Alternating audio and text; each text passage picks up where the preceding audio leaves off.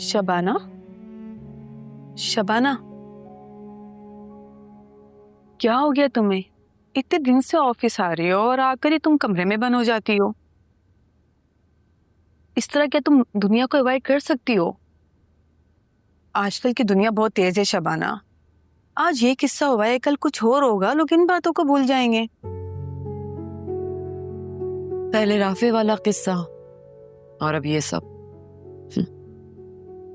इतनी भी कच्ची नहीं है लोगों की याददाश्त में। देखो, तुम तो यही चाहती थी ना कि हिना की शादी हो जाए, वो तो हो गई। अब लोगों का क्या है, उनको तो बहाने चाहिए बस बातें करने के लिए। लोगों की परवाह नहीं है मुझे रक्षी, मेरी अपनी तसल्ली नहीं हो रही। पता है, पिछली 2 रातों से मेरे जहन में बस वो मंजर घूम रहा है जब मेरी सालार से मंगनी हुई थी।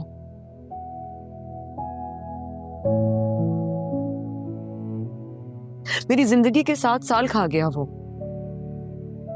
क्यों रक्षी? मुझे जवाब चाहिए इस बात का।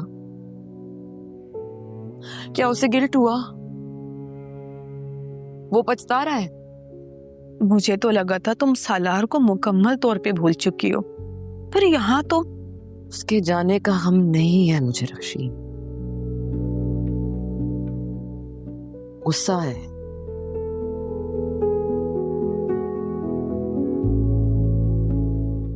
मेरी पूरी तैयारी के बावजूद सीएसएस का एग्जाम नहीं देने दिया था मुझे, ये कहकर कि शबाना मुझे पता है तुम कामयाब हो जाओगी,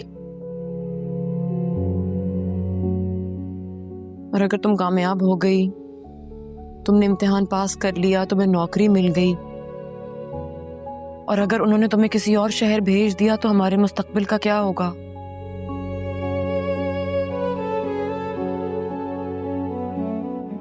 कितना लड़ी थी मैं उससे, लेकिन बस उस एक कमजोर लम्हे में मैं उसकी बातों में आ गई।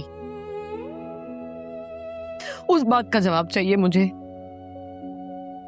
अब क्या फायदा शबाना इन बातों का? पीछे मुड़ के देखोगे तो तकलीफ ही होगी तुम्हें।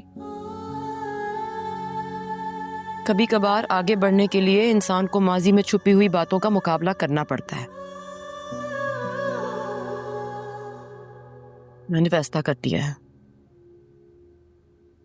मैं जाऊंगी कराची सालार को ढूंढने। शबाना, क्या पागलों जैसी बातें कर रही हो? वो शहर नहीं, अंधा कुआं है, अंधा, जो हम जैसे लोगों को निगल जाता है। निकलता है तो निकल जाए। अपनी तसल्ली के लिए अगर मुझे अंधे कुएं में मोटरसाइकिल चलानी पड़ी तो मैं चलाऊंगी रक्षी।